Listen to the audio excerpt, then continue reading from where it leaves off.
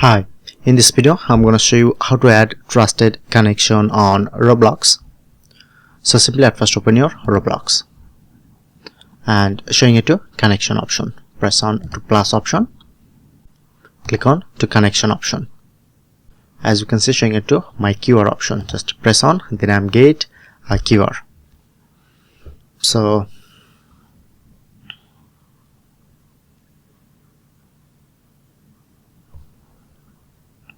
okay, and you just scan this QR. I'm using my phone.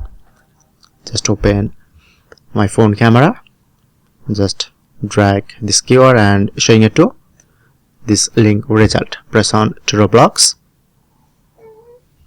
then I'm get this option. Press on to add connection.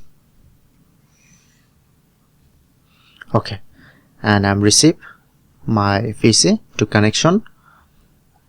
Accept option. Press on to accept connection,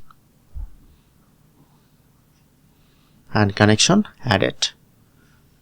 Okay, go back and reopen this Roblox.